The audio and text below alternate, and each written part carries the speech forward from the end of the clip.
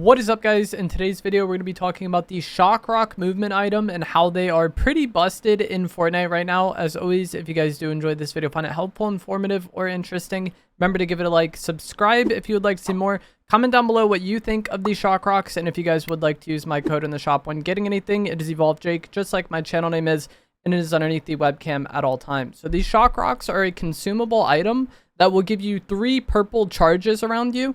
And then you can activate a Shock Rock charge by hitting your jump button while in air. So similar to dashes that we have had in past Fortnite seasons. So you just jump while in air and hit the direction you want to go, and you will do a Shock Rock jump in that direction.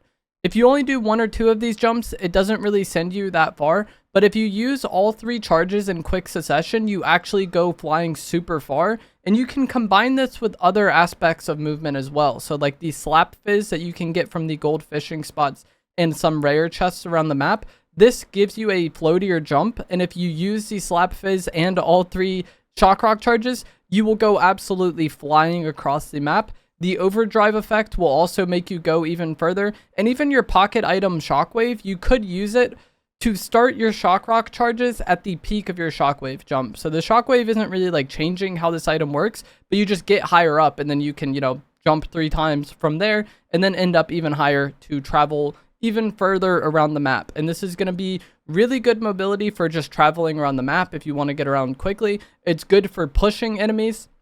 It's good for, resetting fights or getting out of danger. And then, just using 1 or 2 of these charges, you can also use it for good movement in a fight this season. And so all of those things are, super duper impactful. With all 3 charges, if you use it to just travel around the map, you can often end up on enemies with pretty much no indication or audio, catching them completely off guard. And this can make it super easy for you to get the elimination. You could just land on them and start spraying them with something like the Ranger pistol, your shotgun. And this is especially good when third partying because, a lot of times in Fortnite, you'll hear a fight happening and you'll want to third party that.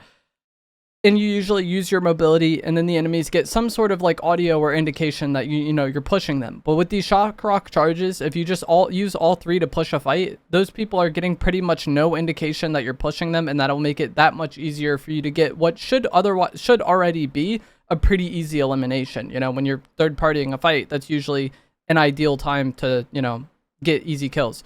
And like I already said, this can also be very good for escaping because this season can have some moments that just end up in you getting like chain third partied by several teams or players over and over again, especially around the extraction points. But Fortnite, every battle royale is always very third party centric, but this season seems even more third party centric. So you get these really chaotic just chain third party situations, and it's going to happen more because players are going to be using the Shock Rocks.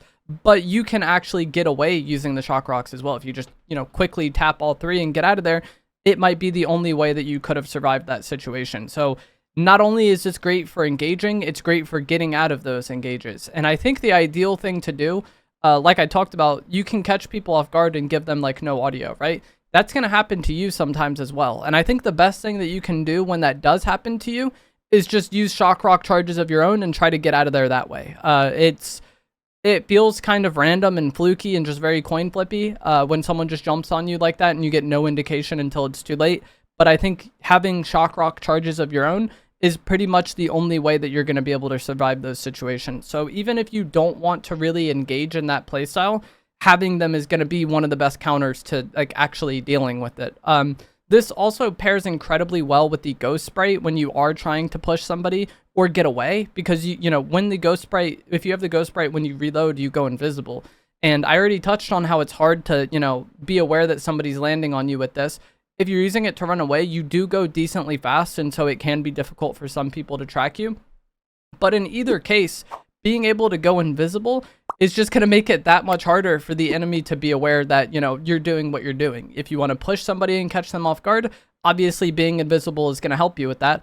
And if you're trying to get away from an enemy, making yourself invisible can make it a little bit harder for them to track and follow you. And that might be all you need to completely, flip that situation on its head or get out of there and survive that situation. So the Ghost Sprite, I think, pairs really well with this.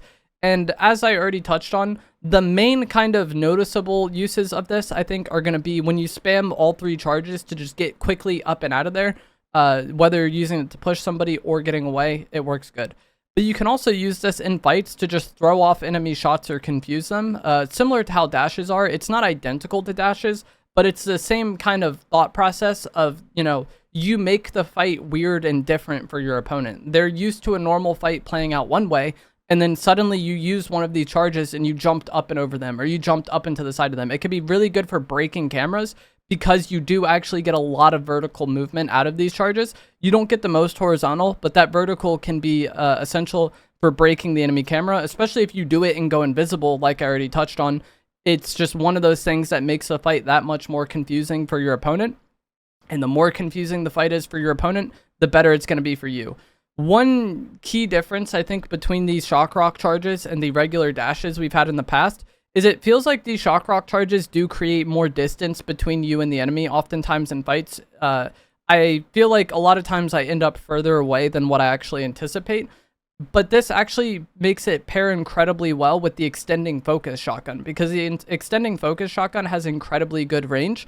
And if you're able to shock rock jump, around somebody or over somebody or away from somebody and create distance between you and them, and you have the extending focus shotgun, your shotgun kind of thrives in that distance, while theirs, if they have the striker pump or the maven, they're solid range, but they're not as good as the extending focus. So not only do you make yourself harder to track, you potentially break the enemy camera, but you might put yourself in a situation where your shotgun just feels so much more ideal for the type of fight you're having, which would be another advantage, or benefit for you. So like, regardless of what you want to do with them, they are incredibly useful, and it's going to be something that you're going to want to get used to, because having them is going to be a huge advantage, and playing against them, I feel like having them yourself is really the only counter. If somebody completely catches you off guard, like I said, you could just spam all three to get out of there. But also, if an enemy is using these in a fight and kind of like jumping over you, having the charges of your own to, do that back to them or just throw them off even further. I've always felt that way about dashes too, that the main kind of defense is just having it yourself to kind of counter their movement. And I think the same way of these shock charges. If I'm going to play against somebody who has them, I'm really wishing I had them myself. And so you're probably asking yourself, okay, how do I get these? You can get them just from looting. So if they can spawn as floor loot, they can spawn as chest loot. Throughout the course of the game, you can just find them. You can carry up to 6 in a stack, and I believe they drop in stacks of 2 if you get them from looting.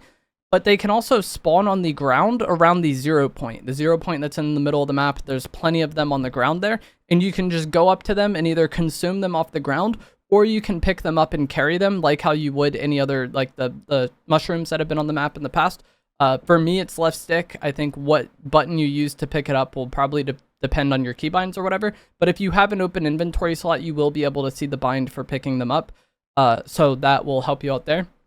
And so that's guaranteed mobility. Whether you want to dedicate an inventory slot to them or not, I think if you're in the area of the 0 point, you definitely want to go to the ground over there and, find one to eat. That way you at least have 3 charges.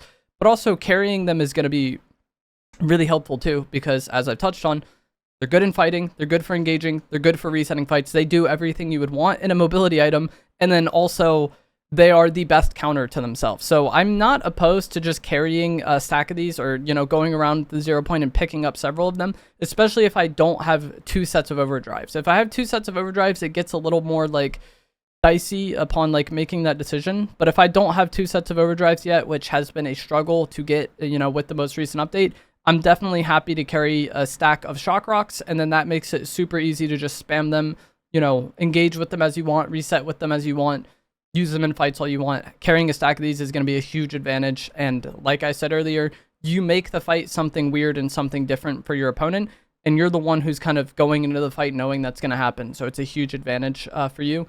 Also, when you eat one of these or activate one of these, it gives the charges to everybody around you. So if you're playing squads, everybody can kind of group up. You use one of them, and now everybody on the team has dashes. So that's another nice benefit of them.